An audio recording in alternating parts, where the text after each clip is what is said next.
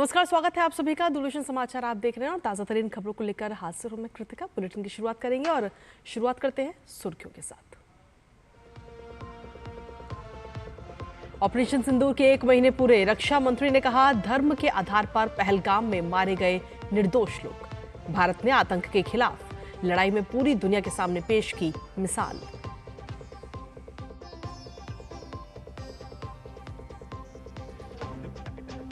गृहमंत्री अमित शाह ने नक्सलवाद विरोधी अभियान में अहम भूमिका निभाने वाले अधिकारियों की भेंट। ऑपरेशन की ऐतिहासिक सफलता पर दी बधाई। कहा नक्सलवाद से भारत को मुक्त करने के लिए मोदी सरकार प्रतिबद्ध।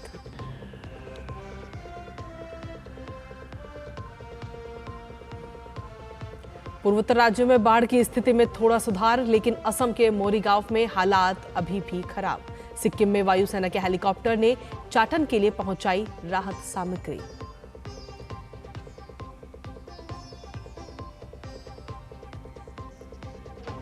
ईद उल अजहा पर देश भर में विशेष नमाज। राष्ट्रपति ने दी बधाई। प्रधानमंत्री ने कहा सद्भाव को प्रेरित करे ये अवसर।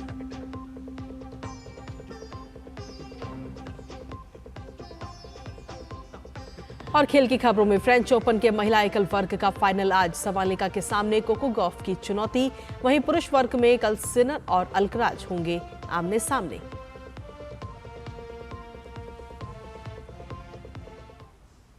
तो ये थी अहम सुर्खियां और अब खबरों में विस्तार से बात करेंगे, जहां सबसे पहले बात ऑपरेशन सिंदूर की, जिसे आज 1 महीना पूरा हो गया है।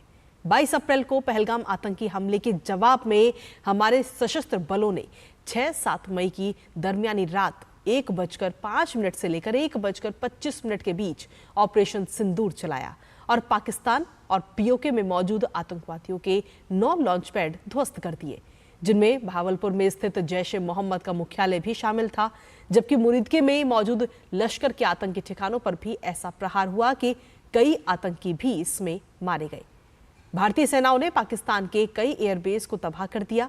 इसके बाद पाकिस्तान ऐसा बौखलाया कि उसने हमारे बेकसूर नागरिकों को ही निशाना बनाने की कोशिश की, लेकिन हमारे जांबाज जवानों ने उसकी हर कोशिश को नाकाम कर दिया। प्रधानमंत्री नरेंद्र मोदी ने साफ कह दिया है कि ऑपरेशन सिंदूर अब आतंकवाद के खिलाफ भारत का न्यू नॉर्मल एक्शन है। अब पाकिस्तान से सिर्फ पीओके और आतंकवाद पर ही बात होगी।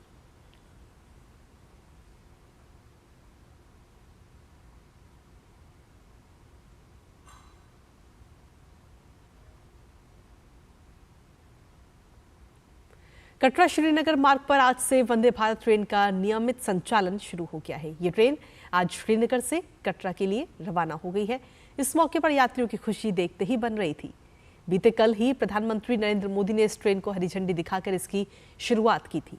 कश्मीर की इस पहली वंदे भारत एक्सप्रेस ट्रेन का वो दृश्य भी सामने आया है जब ये अंजी खड्ड पुल को पार कर रही थी।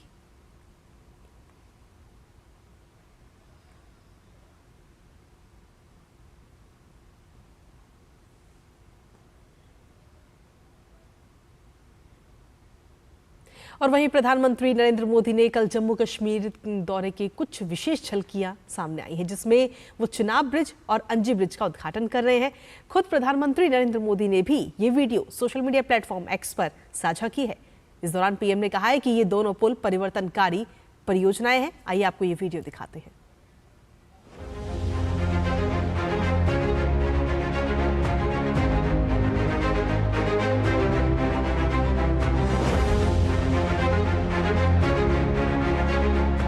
माता वैष्णो देवी के आशीर्वाद से आज वादी कश्मीर भारत के रेल नेटवर्क से जुड़ गई।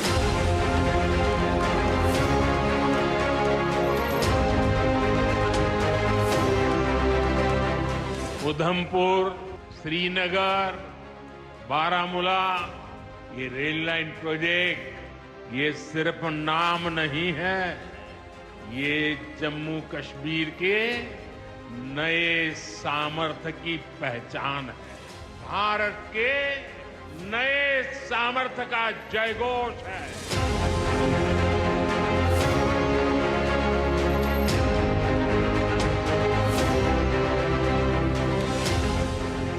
चिनाब ब्रिज दुनिया का सबसे ऊंचा रेलवे आर्च ब्रिज है।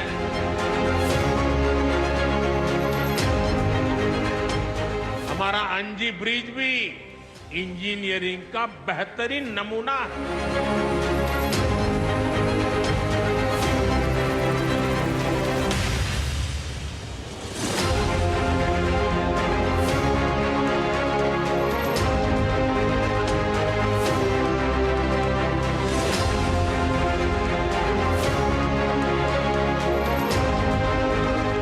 प्रोजेक्ट पूरा करना मुश्किल था, चुनौतीपूर्ण था, लेकिन हमारी सरकार ने चुनौती को ही चुनौती देने का रास्ता चुना है।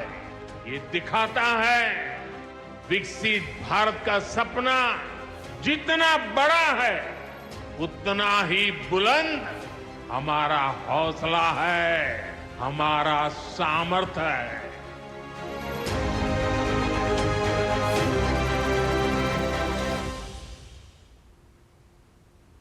और वहीं प्रधानमंत्री के प्रधान सचिव और आपदा रोधी अवसंरचना गठबंधन यानी CDRI के सह अध्यक्ष डॉक्टर PK मिश्रा ने आज CDRI के सदस्य देशों और संगठनों के प्रतिनिधियों के साथ वार्ता की।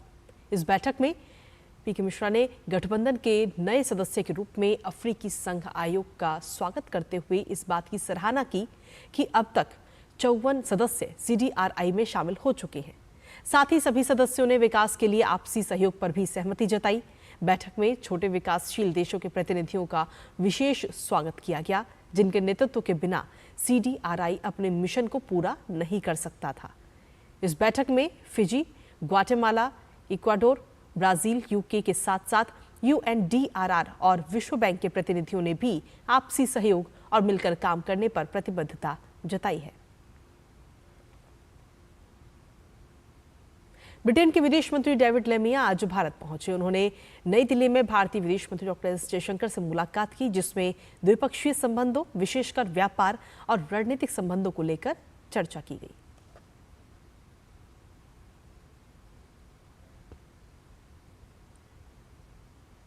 और अब बात नक्सलवाद की। केंद्रीय गृह मंत्री अमित शाह दिल्ली में हाल ही में नक्सलवाद के विरुद्ध चलाए गए अभियानों में अहम भूमिका निभाने वाले अधिकारियों से भेंट कर इन ऑपरेशंस की ऐतिहासिक सफलता पर उन्हें बधाई दी है।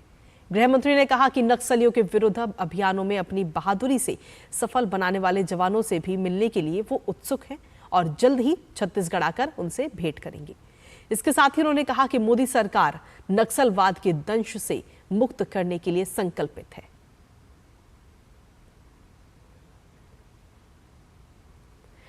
छत्तीसगढ़ के मुख्यमंत्री विष्णुदेव साय ने कल दिल्ली में प्रधानमंत्री नरेंद्र मोदी और गृह मंत्री अमित शाह से मुलाकात की। अपनी इस मुलाकात के विषय में जानकारी देते हुए उन्होंने बताया कि हमने प्रधानमंत्री को छत्तीसगढ़ में हो रहे बदलाव की जानकारी दी है। इस दौरान उनसे बोधघाट परियोजना और रिवर इंटरलिंकिंग पर भी महत्वपूर्ण चर्चा हुई। इसके अलावा वार्ता में प्रधानमंत्री को प्रदेश में नक्सलवाद के खिलाफ चल रहे अभियानों में मिल रही सफलता से भी अवगत कराया।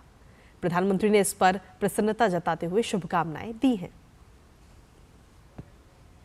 कल हमारे देश के यशस्वी प्रधानमंत्री आदरणीय श्री नरेंद्र मोदी जी से मुलाकात किया और अपना जो छत्तीसगढ़ की बदली हुई तस्वीर है उसको साझा करने का अवसर मिला। बहुत ये सौभाग्य की बात है।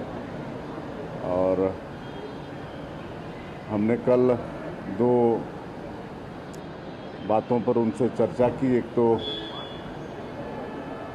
बोधघाट परियोजना और रिवर इंटरलिंकिंग पर चर्चा हुई है। वहीं बस्तर रेंज के पुलिस महानिरीक्षक सुंदरराज पी ने कहा कि सुरक्षा बल बस्तर में शांति और सुरक्षा के अपने दायित्वों के प्रति पूरी तरह से प्रतिबद्ध है। इसके साथ ही उन्होंने कहा कि सुरक्षा बलों की तरफ से की जा रही वैध कार्रवाई को लेकर अफवाह फैलाने और झूठे आरोप लगाने के प्रयास हो रहे हैं। पुलिस महानिरीक्षक ने कहा कि ऐसे प्रयास न केवल मनोबल गिराने वाले हैं बल्कि पूरी तरह से अनैतिक और कानून के विरुद्ध भी हैं। साथ ही ये सच्चाई से भी कोसों दूर है। उन्होंने कहा कि सुरक्षा बलों की सभी कार्रवाई संविधान, कानून और संचालन की निर्धारित प्रक्रियाओं के अनुरूप ही होती है। पुलिस महानिरीक्षक ने जनता से अपील करते हुए कहा कि वो किसी भी प्रकार के झूठे प्रचार या मनगढ़ंत आरोपों से भ्रमित और गुमराह ना हो।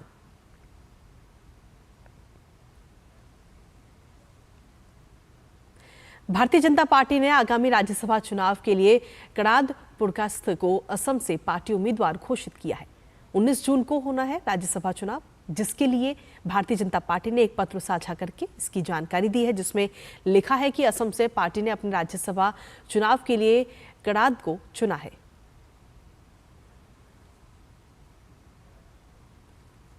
तो भारतीय जनता पार्टी की तरफ से आगामी राज्यसभा चुनाव के लिए उम्मीदवार घोषित कर दिया गया है, जिसकी जानकारी इसके जरिए दी गई है। कड़ाद पुरकास्थ को असम से भारतीय जनता पार्टी ने अपना उम्मीदवार घोषित किया है और भारतीय जनता पार्टी ने एक पत्र इसको लेकर के साझा किया है, जिसमें ये जानकारी दी गई है।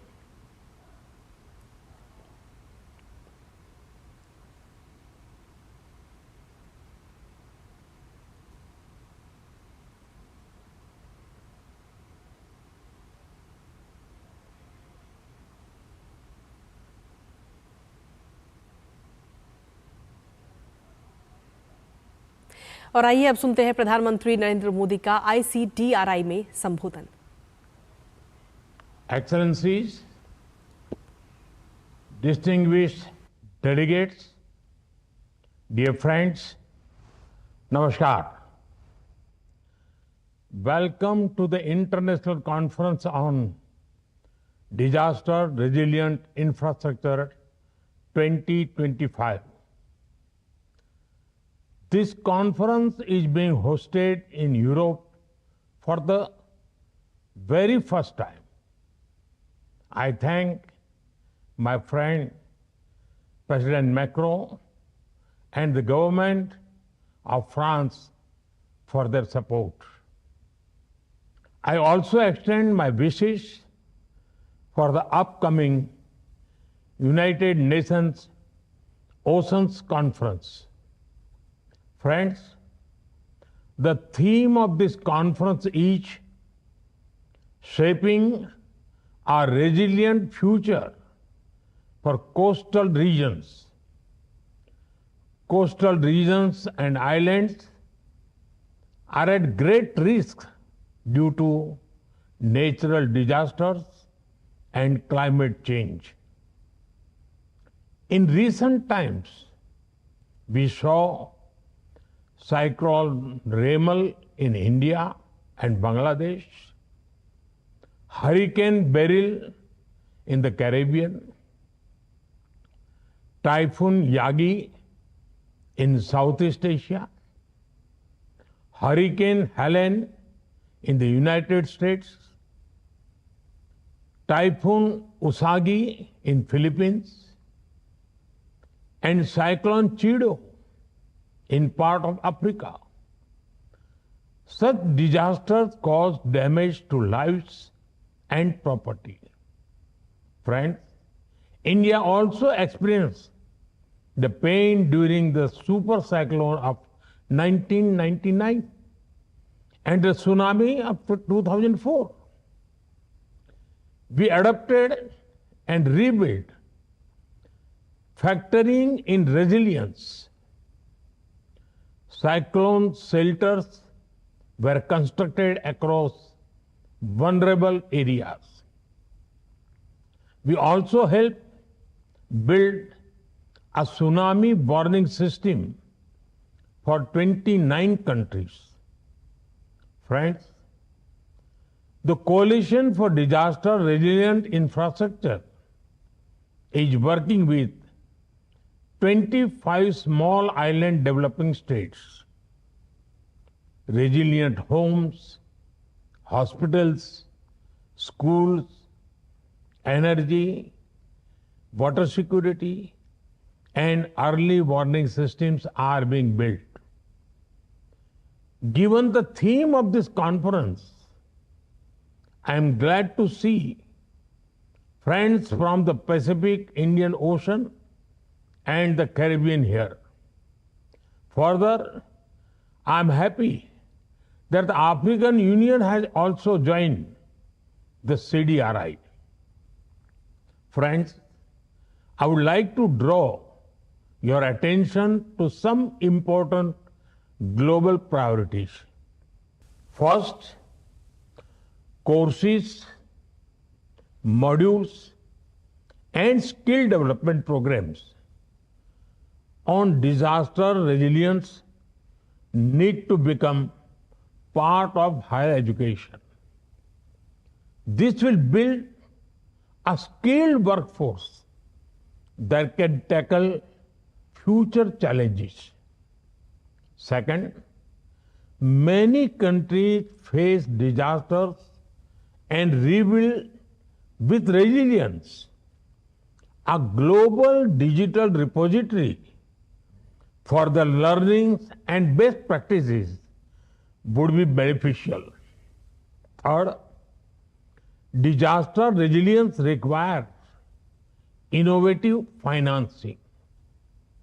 We must design actionable programs and ensure developing nations have access to finance. Fourth, we consider small island developing states as large ocean countries. Due to their vulnerability, they deserve special attention. Fifth, strengthening early warning systems and coordination is crucial. This helps timely decisions and effective last mile communication. I'm sure that discussion in this conference will consider these aspects. Friends, let us build infrastructure that stands firm against time and tide. Let us build a strong and resilient future of the world. Thank you.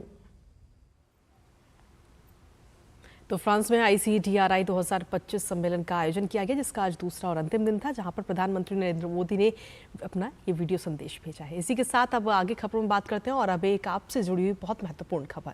युवा महत्वाकांक्षी startups, innovators और researchers के लिए केंद्र सरकार ने ease of doing research को सक्षम करने के लिए एक ऐतिहासिक कदम उठाया और इसके तहत वैज्ञानिक उपकरणों और उपभोग की सामग्रियों की खरीद के लिए GFR नियमों को सरल बनाया गया है। इससे प्रक्रिया आसान होगी और काम भी जल्दी होगा। इसके साथ ही अनुसंधान संस्थानों के लिए स्वायत्तता और सुगमता भी बढ़ेगी। इससे देश में इनोवेशन बढ़ेगा। केंद्रीय मंत्री जितेंद्र सिंह ने इस परिवर्तनकारी सुधार के लिए पीएम मोदी का आभार जताया और कहा कि इससे तकनीक आधारित विकसित भारत की संकल्पना को गति मिलेगी। और अब नरेंद्र मोदी सरकार के 11 साल पूरे होने पर देखते हैं उससे जुड़ी महत्वपूर्ण खबरें।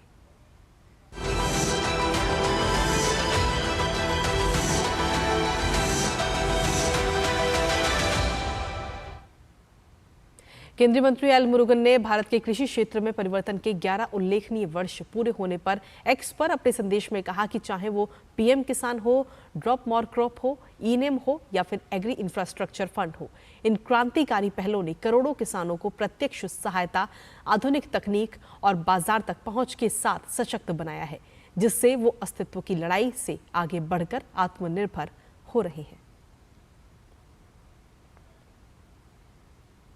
सबका इलाज सबको आरोग्य के संकल्प के साथ 2014 में पीएम नरेंद्र मोदी के नेतृत्व में सत्ता में आई केंद्र सरकार का नतीजा आज धरातल पर नजर आ रहा है। भारत में स्वास्थ्य के क्षेत्र में जितना काम पिछले 11 साल में हुआ है, उतना पिछले 70 साल में भी नहीं हुआ। आज देश में एक ऐसा हेल्थ सिस्टम है जो गरीबों और ग्रामीणों के लिए भी सुलभ है और उन्हें गुणवत्ता वाली स्वास्थ्य सेवा उपलब्ध करा रहा है। आइए आपको दिखाते हैं ये खास रिपोर्ट।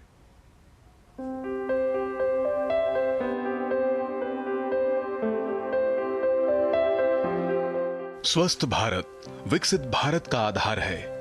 केंद्र की नरेंद्र मोदी सरकार पिछले 11 वर्षों से निरंतर देश की स्वास्थ्य सेवाओं को मजबूती प्रदान कर रही है और लोगों को स्वस्थ जीवन शैली अपनाने के लिए प्रेरित कर रही है। साल 2014 से लेकर हाल के दिनों तक नजर डालें तो हमें देश में स्वास्थ्य सेवाओं, हेल्थ इंफ्रास्ट्रक्चर, रिसर्च, तकनीक और इस क्षेत्र के शैक्षणिक प्रयासों में एक बड़ा बदलाव देखने को मिलेगा। गरीब व्यक्ति पैसे के अभाव में इलाज से वंचित न रहे, इसके लिए प्रधानमंत्री नरेंद्र मोदी ने 2018 में दुनिया की सबसे बड़ी स्वास्थ्य बीमा योजना प्रधानमंत्री जन आरोग्य योजना की शुरुआत की। इसके तहत हर साल 5 लाख तक का मुफ्त इलाज देने का प्रावधान है। इस योजना के दायरे में करीब 55 करोड़ लोग आते हैं। अक्टूबर 2024 में योजना का विस्तार करके देश के हर एक परिवार के 70 वर्ष और उससे अधिक आयु के सभी वरिष्ठ नागरिकों को शामिल किया गया। उनके लिए आयुष्मान वय वंदना कार्ड जारी किया जा रहा है। पीएमजे के तहत अब तक 40 करोड़ से अधिक लाभार्थियों का आयुष्मान कार्ड बन चुका है और 9 करोड़ से ज्यादा अस्पताल में भर्ती की स्वीकृति दी गई है। योजना के तहत 68 लाख कैंसर के मरीजों का इलाज किया जा चुका है, जिसमें से 76% ग्रामीण इलाके से हैं। देश के 1,75,000 आयुष्मान आरोग्य मंदिर देश की स्वास्थ्य क्षेत्र की तस्वीर बदल रहे हैं। आयुष्मान आरोग्य मंदिर सेंटर ई संजीवनी टेलीमेडिसिन से जुड़े हुए हैं। जन औषधि केंद्र पर लगी यह भीड़ प्रधानमंत्री जन औषधि परियोजना की सफलता की कहानी बता रही है। इसके तहत देश भर में करीब 15,000 से ज्यादा जन औषधि स्टोर खुल गए हैं। पीएम जन औषधि की शुरुआत जब से हुई है तब से मैंने बहुत बार दवाइयाँ ली हैं। बाहर के मुकाबले बहुत ही सस्ती दवाइयाँ मिलती हैं और बहुत ही अच्छी भी दवाइयाँ मिलती हैं। ये पहल गरीबों के लिए जीवनदान है। किडनी की बीमारी से ग्रस्त ग्रामीण लोगों को घर से दूर न जाना पड़े, इसके लिए देश के 700 से ज्यादा जिलों में 1,500 से ज्यादा डायलिसिस सेंटर खोले गए हैं, जहां मुफ्त डायलिसिस की सुविधा उपलब्ध है। हार्ट स्टेंट, नी इम्प्लांट जैसे उपकरणों की कीमत भी बहुत कम की गई है। सस्ता इलाज और सस्ती दवा की पहल से आज देश के हर नागरिक का बीमारी के इलाज में औसत खर्च 25% कम हो गया है। सार्वजनिक स्वास्थ्य क्षेत्र में क्षेत्रीय असंतुलन दूर करने के लिए देश के हर राज्य में एम्स खोले जा रहे हैं। आजादी के 60 सालों तक देश में सिर्फ एक ही एम्स था, आज देश भर में 22 एम्स हैं। बीते 10 सालों में देश में मेडिकल कॉलेज की संख्या में 101% की वृद्धि हुई है। इससे इलाज की सुविधा तो मिली है, बड़ी संख्या में युवा डॉक्टर भी बन रहे हैं। आज देश में मेडिकल कॉलेज की संख्या 780 है। पिछले 10 साल में मेडिकल की 1 लाख नई सीटें जोड़ी गई हैं, जिससे सीटों में 130% की बढ़ोतरी हुई है। वहीं पीजी की सीटों में पिछले 10 सालों में 138% की वृद्धि हुई है। आने वाले 5 साल में देश में मेडिकल की 75,000 नई सीटें जोड़ी जाएंगी। मोदी सरकार के होलिस्टिक हेल्थ केयर अभियान में नया आयाम जोड़ा है आधुनिक टेक्नोलॉजी ने। Ayushman Bharat digital health mission ने ये सुनिश्चित कर रहा है कि हर मरीज को क्वालिटी स्वास्थ्य सुविधाएं मिले, समय पर मिले, कम से कम परेशानी हो। हम डिजिटल इकोसिस्टम तैयार करें जिसमें स्वास्थ्य सेवाएं आम नागरिक को दी जा सकें। यानी सरकार ने डिजिटल हेल्थ को यूनिवर्सल हेल्थ कवरेज एकम्प्लिश करने के एक मुख्य माध्यम के रूप में देखा। टीकाकरण के कवरेज को 90% तक बढ़ाने के लिए सरकार ने दिसंबर 2014 में मिशन इंद्रधनुष की शुरुआत की। मिशन इंद्रधनुष की सफलता यह है कि इसके 5 चरण हो चुके हैं और टीकाकरण दर 90% पहुंच चुका है। देश में टीकाकरण सेवाओं को भी पूरी तरह से डिजिटल किया जा रहा है। इसे ट्रैक करने के लिए यूबिन पोर्टल बनाया गया है। भारत के स्वास्थ्य क्षेत्र का डंका विदेशों में भी बजा। G20 की बैठक के दौरान भारत के डिजिटल तकनीक को न केवल सराहा गया बल्कि दूसरे देशों ने भी इसे अपनाने की बात की। नितेंद्र सिंह की रिपोर्ट, डीडी न्यूज, दिल्ली। और चलिए खबरों में आगे बढ़ेंगे, जहां मीठी नदी से जुड़े हुए सफाई घोटाला मामले में अभिनेता डिनो मोरिया को ईडी ने समन भेजा है। कल 14 घंटे की पूछताछ के बाद ईडी ने उन्हें अब अगले हफ्ते पूछताछ के लिए बुलाया है। ईडी ने मुंबई और कोच्चि में 15 से ज्यादा ठिकानों पर कार्रवाई की, जिसमें डिनो के भाई सेंटिनो, ठेकेदारों और बीएमसी अधिकारियों के परिसर भी शामिल थे। इसके साथ ही जानकारी के अनुसार डिनो मोरिया के अलावा बीएमसी के सहायक अभियंता प्रशांत रामगुडे समेत अन्य के ठिकानों पर भी ईडी ने छापेमारी की थी। इसी मामले में अभिनेता डिनो मोरिया 28 मई को आर्थिक अपराध शाखा के सामने भी पेश हुए थे। और देश भर में आज ईद उल अजहा का त्योहार मनाया जा रहा है। आज सुबह दिल्ली के जामा मस्जिद समेत देश भर में विशेष नमाज अदा की गई। तिरुवनंतपुरम, दिल्ली, भोपाल, मुंबई, अजमेर, पटना समेत कई जगह सुबह से ही लोग नमाज अदा करने के लिए मस्जिदों में पहुंचे और देश के लिए अमन और खुशहाली की दुआ मांगी। तो वहीं राष्ट्रपति द्रौपदी मुर्मू ने ईद पर शुभकामनाएं दी और कहा कि ये त्योहार बलिदान, आस्था और अनेक उदात्त आदर्शों के महत्व को समझाता है। प्रधानमंत्री नरेंद्र मोदी ने भी इस अवसर पर देशवासियों को बधाई दी है। पीएम ने कहा कि ये अवसर सद्भाव को प्रेरित करें और हमारे समाज में शांति के ताने बाने को मजबूत करें। पीएम ने सभी के अच्छे स्वास्थ्य और समृद्धि की भी कामना की है। अब बात असम की, जहां बाढ़ की स्थिति में थोड़ा सा सुधार हुआ है। बाढ़ प्रभावित लोगों की संख्या घटकर 4.4 लाख रह गई है, तो वहीं बाढ़ से प्रभावित गांवों की संख्या भी कम होकर करीब 1296 हो गई है। चौवन राजस्व मंडल अभी भी बाढ़ की चपेट में है। श्रीभूमि जिले में सबसे ज्यादा 2 लाख से ज्यादा लोग प्रभावित हैं और इसके अलावा 5 नदियां अभी भी खतरे के निशान से ऊपर बह रही हैं। बाढ़ से प्रभावित लोगों की मदद करने के लिए बचाव अभियान तेजी से जारी है। शुक्रवार को बाढ़ प्रभावित क्षेत्रों में 328 राहत शिविर स्थापित किए गए, तो वहीं मौसम विभाग ने त्रिपुरा, मिजोरम, नागालैंड और मणिपुर में येलो अलर्ट भी जारी किया है।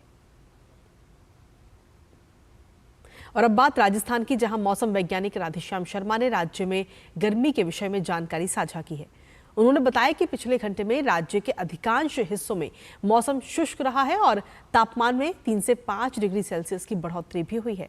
बाड़मेर में सबसे ज्यादा तापमान 43.4 डिग्री सेल्सियस दर्ज किया गया और अगले एक सप्ताह के दौरान राज्य के अधिकांश हिस्सों में मौसम शुष्क ही रहेगा, तो वहीं अधिकांश जगहों पर तापमान में 2 से 4 डिग्री सेल्सियस की और बढ़ोतरी होगी।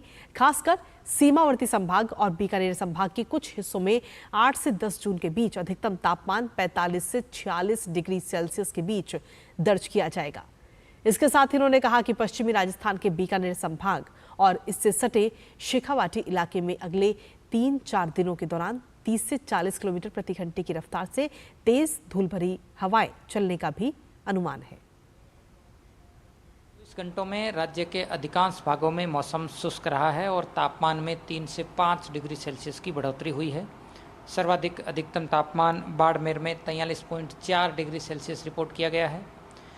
अगले एक सप्ताह के दौरान राज्य के अधिकांश भागों में मौसम शुष्क बना रहेगा। वहीं ज़्यादातर स्थानों पर तापमान में और 2 से 4 डिग्री सेल्सियस की बढ़ोतरी होगी, खासकर सीमावर्ती संभाग, इसके अलावा बीकानेर संभाग के कुछ भागों में 8, 9 और 10 जून को अधिकतम तापमान 45-46 डिग्री सेल्सियस के बीच रिकॉर्ड होगा, यानी कि पश्चिमी राजस्थान और आसपास के क्षेत्रों में हीट वेव का एक नया दौर अगले 24 घंटों में शुरू होगा। और इसी के साथ फिलहाल मेरे साथ इस बुलेटिन में इतना ही। नमस्कार।